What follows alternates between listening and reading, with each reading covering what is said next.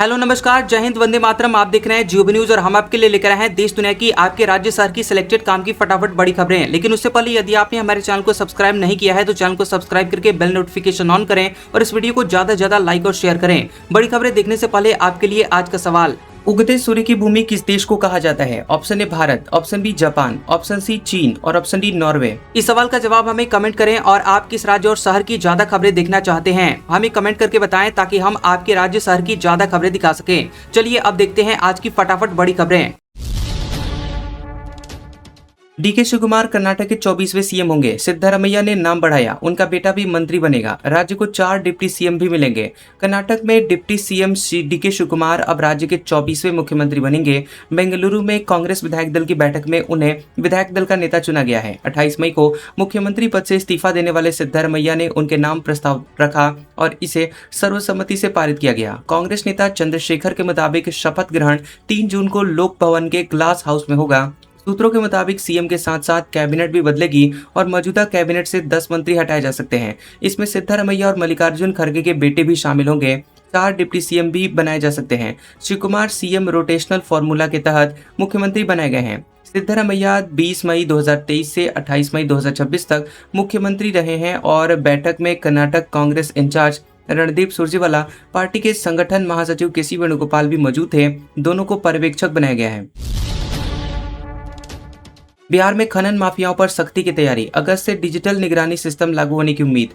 जांच से जुर्माना तक सब कुछ ऑनलाइन होगा। बिहार में अवैध खनन और बिना वैध कागजात के खनिज परिवहन पर रोक लगाने के लिए खान और भूतत्व विभाग बड़े स्तर पर तकनीकी बदलाव की तैयारी में है। विभाग अगस्त महीने से एक डिजिटल निगरानी और कार्रवाई प्रणाली लागू करने की योजना बना रही है, जिसके तहत जिलों में तैनात खान निरीक्षकों को हैंडहेल्ड डिजिटल मशीनें उपलब्ध कराई जाएंगी। इन मशीनों की मदद से निरीक्षक मौके पर ही जांच कर सकेंगे, चालान काट सकेंगे और जुर्माने की राशि भी तत्काल वसूल सकेंगे। विभाग का मानना है कि इस नई व्यवस्था से अवैध खनन, ओवरलोडिंग और बिना चालान के खनिज परिवहन जैसी गतिविधियों का प्रभावी नियंत्रण स्थापित किया जा सकेगा। इसके साथ ही कार्रवाई की प्रक्रिया तेज, पारदर्शी और जवाबदेही बनेगी। सीबीएसई 12वीं के छात्र 1 जून से री इवेल्युएशन करा सकेंगे। Answer sheet blur, site crash होने के बाद फैसला। 4 लाख स्टूडेंट्स ने अप्लाई किया था। केंद्रीय माध्यमिक शिक्षा बोर्ड यानी सीबीएसई के 12वीं के छात्र अब 1 जून से री इवेल्युएशन और आंसर शीट की स्कैन कॉपी के लिए ऑनलाइन आवेदन कर पाएंगे। बोर्ड ने तारीख बढ़ाने का ऐलान किया है। बोर्ड ने 19 मई से यह प्रक्रिया शुरू की थी, लेकिन आवेदन संख्या ज्यादा होने के कारण वेबसाइट क्रैश हो रही थी। इसके बाद तारीख बढ़ाकर 25 मई कर दी गई थी और स्टूडेंट्स को री इवेल्युएशन के दौरान पोर्टल पर सर्वर डाउन, पेमेंट फेल होने और ब्लर पेज जैसी तकनीकी दिक्कतें सामने आई थी। एमपी के 1.5 लाख शिक्षकों को टीईटी पास करना अनिवार्य। सुप्रीम कोर्ट ने कहा, बच्चों के भविष्य से समझौता नहीं, पात्रता परीक्षा जरूरी, 1 साल तक अतिरिक्त समय। मध्य प्रदेश के 1.5 लाख से ज्यादा शिक्षकों को शिक्षक पात्रता परीक्षा टीईटी देनी ही पड़ेगी। सुप्रीम कोर्ट ने रिव्यू पिटिशनों पर फैसला सुनाते हुए कहा कि बच्चों के बेहतर शैक्षणिक विकास और गुणवत्तापूर्ण शिक्षा के लिए शिक्षकों का टीईटी पास करना जरूरी है।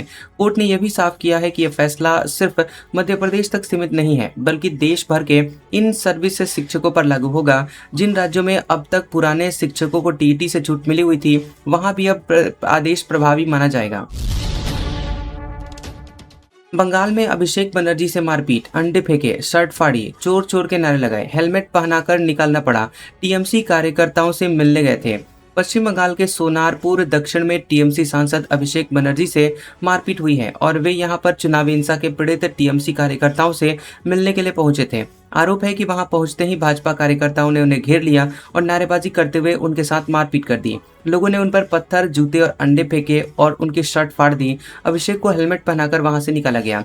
पूर्व सीएम ममता बनर्जी के भतीजे अभिषेक ने कहा कि देखो उन्होंने मेरे साथ क्या किया है, ये पहले से प्लान था। इलाके में कोई पुलिस नहीं है, वे मुझे मारना चाहते हैं। हेलमेट की वजह से सिर बच गया, ऐसे हमलों से हम डरेंगे नहीं। पूरी घटना कैमरे में कैद हो गई है।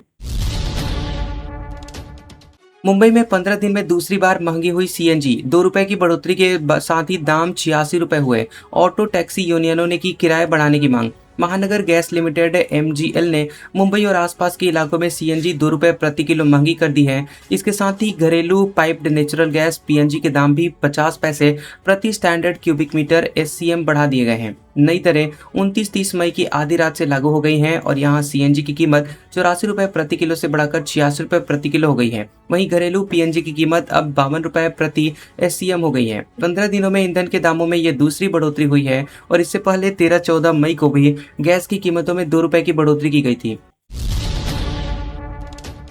आर्मी चीफ बोले, भारत ऑपरेशन सिंदूर 2.0 के लिए तैयार, अभी केवल संघर्ष विराम है। हमने बेंचमार्क बनाया कि भारत उकसावे पर कैसा जवाब देता है। सेना प्रमुख जनरल उपेंद्र द्विवेदी ने कहा कि ऑपरेशन सिंदूर अभी खत्म नहीं हुआ है। फिलहाल संघर्ष विराम जैसी स्थिति है। जरूरत पड़ी तो तीनों सेनाएं ऑपरेशन सिंदूर 2.0 के लिए पूरी तरह तैयार हैं। आर्मी चीफ ने कहा कि ऑपरेशन सिंदूर ने एक बेंचमार्क सेट कर दिया है कि भारत किसी भी उकसावे पर कैसे जवाब देता है। आज पास होने वाले अफसर अपने करियर की शुरुआत से ही इस बेंचमार्क को बनाए रखें। आर्मी चीफ पुणे के खड़कवासला में शनिवार राष्ट्रीय रक्षा अकादमी NDA का 150वीं पासिंग आउट परेड में शामिल हुए। उन्होंने 355 कैडेट्स ऑफिसरों की परेड की सलामी ली। रिपोर्ट, ईरान को 28 लाख करोड़ रुपए रिकंस्ट्रक्शन फंड मिलेगा, अमेरिकी कंपनियां निवेश करेंगी।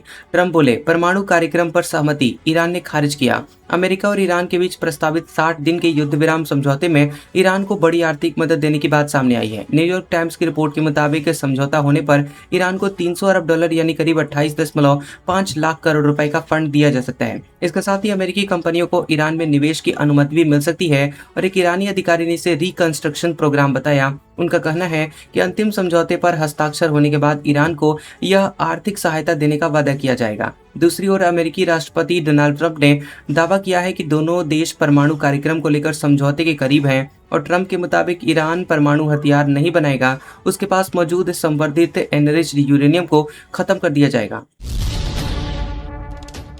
ट्रंप 80 साल की उम्र में पूरी तरह फिट, दिल की उम्र 14 साल कम निकली, दिमागी टेस्ट में 30 अंक मिले। अमेरिकी राष्ट्रपति डोनाल्ड ट्रंप अगले महीने 14 जून को 80 साल के हो जाएंगे और उम्र के इस पड़ाव पर भी वो पूरी तरह फिट हैं। व्हाइट हाउस ने ट्रंप की नई मेडिकल रिपोर्ट जारी की है और 3 पन्नों की इस रिपोर्ट में उनकी सेहत को बेहतरीन बताया गया है। ट्रंप की मानसिक क्षमता की जांच के लिए Montreal cognitive assessment MOCA test भी कराया गया। ये करीब 10 मिनट का टेस्ट होता है जिससे डिमेंशिया, अल्जाइमर या दूसरी मानसिक समस्याओं के संकेतों का पता लगाया जाता है। ट्रंप को इस टेस्ट में 30 में से पूरे 30 नंबर मिले हैं। सुप्रीम कोर्ट बोला, NTA को UPSC से सीखने की जरूरत है, वहां कभी पेपर लीक नहीं होता, जवाबदेही तय होने तक ऐसी घटनाएं नहीं रुकेंगी।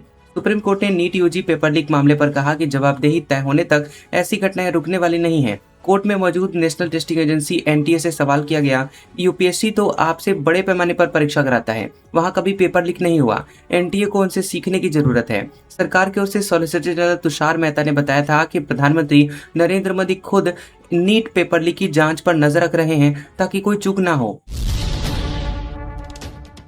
नीट CBSE के बाद CUET एग्जाम में भी गड़बड़ी, 2 घंटे देरी से शुरू हुआ एग्जाम, सेंटर पर छात्रों की नारेबाजी।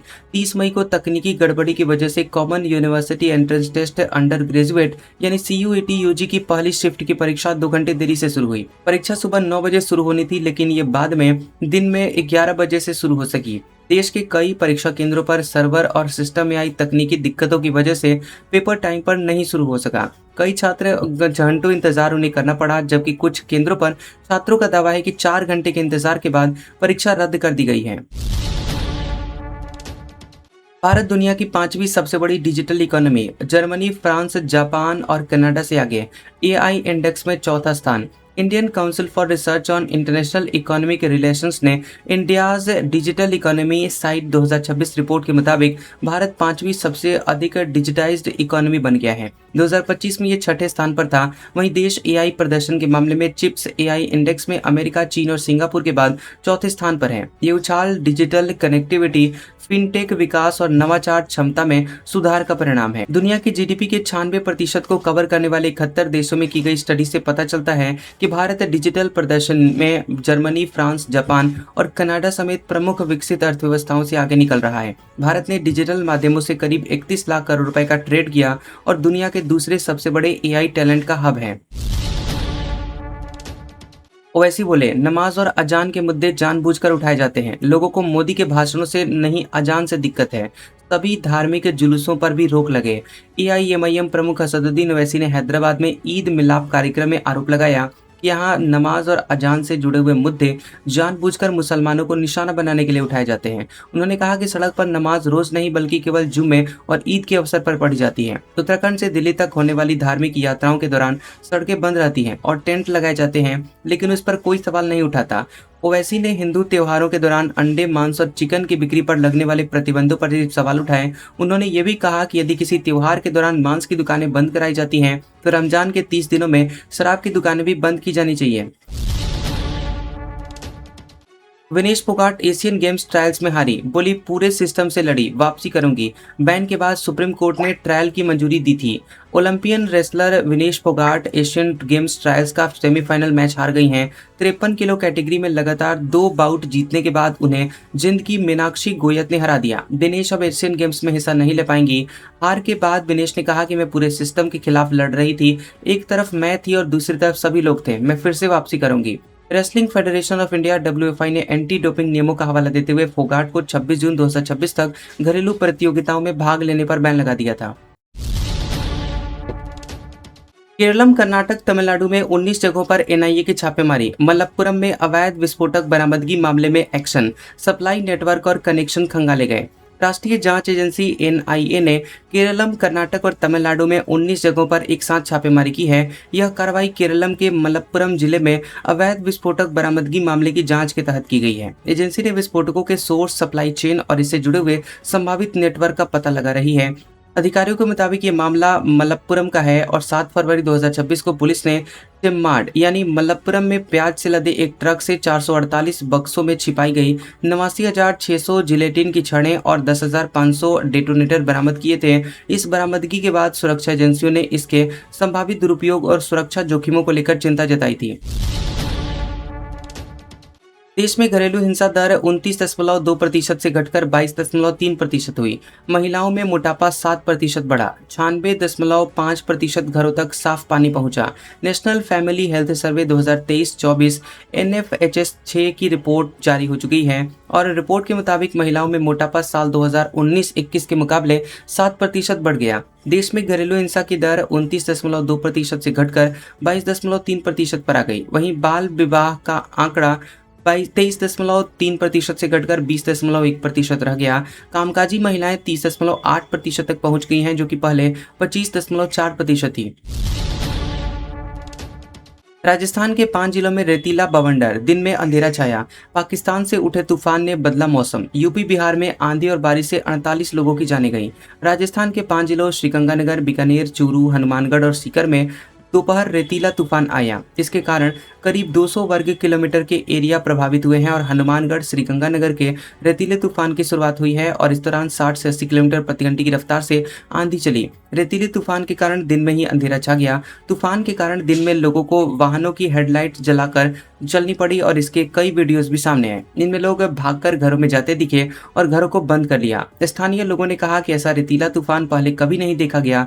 धूल का गुब्बार 80 से 100 फीट ऊंचा था। हालांकि तूफान की ऊंचाई का आधिकारिक आंकड़ा सामने नहीं आया है। इधर तूफान के असर से कई पेड़ उखड़ गए, लाइट पोल टूट गए। फिलहाल किसी भी मौत की जानकारी सामने नहीं आई है। दरअसल पाकिस्तान से उठे तूफान का असर राजस्थान के बॉर्डर वाले जिलों पर हुआ है। दिल्ली के पाकिस्तानी खुफिया एजेंसी आईएसआई के 9 एजेंट हुए गिरफ्तार। हथियार, हैंड ग्रेनेड और विस्फोटक बरामद। धार्मिक स्थलों, सुरक्षा बलों पर हमले की साजिश नाकाम। दिल्ली पुलिस की स्पेशल सेल ने पाकिस्तान की खुफिया एजेंसी आईएसआई और दाऊद इब्राहिम अंडरवर्ल्ड नेटवर्क से जुड़े हुए 9 लोगों को गिरफ्तार किया गया है। इनके पास से हथियार, हैंड ग्रेनेड और विस्फोटक मिले हैं और ये लोग बड़े आतंकवादी हमले की साजिश रच रहे थे। इनके निशाने पर दिल्ली, मुंबई के प्रमुख धार्मिक स्थल, मंत्रालय, सुरक्षा बल थे। जांच के मुताबिक आतंकवादी मॉड्यूल लंबे समय से तैयार किया जा रहा था और इन आरोपियों का पाकिस्तान स्थित हैंडलर्स और अंडरवर्ल्ड से कनेक्शन सामने आए हैं। सूत्रों के मुताबिक गिरफ्तार आरोपी दिल्ली, मुंबई और पंजाब के हैं। इनमें कुछ नेपाली नागरिक भी शामिल बताए जा रहे हैं। एजेंसी अब नेटवर्क के मास्टरमाइंड और स्थानीय मददगारों की तलाश भी कर रही है। आज का सुविचार, आदतें और संस्कार हमें बताता है कि हम 2 कौड़ी के हैं या 100 कौड़ी के। कैसा लगा ये वीडियो हमें कमेंट सेक्शन में जरूर बताएं। वीडियो पसंद आया हो तो वीडियो को लाइक और शेयर करें और ऐसी इंटरेस्टिंग वीडियोस देखने के लिए हमारे चैनल जियोबी न्यूज को सब्सक्राइब करें और बेल आइकॉन को दबाएं। और हमारे ओल्ड और लेटेस्ट वीडियोस देखने के लिए हमारे प्लेलिस्ट और कम्युनिटी टैब को जरूर चेक करें। तो मिलते हैं अगले वीडियो में, तब तक के लिए आपका शुक्रिया।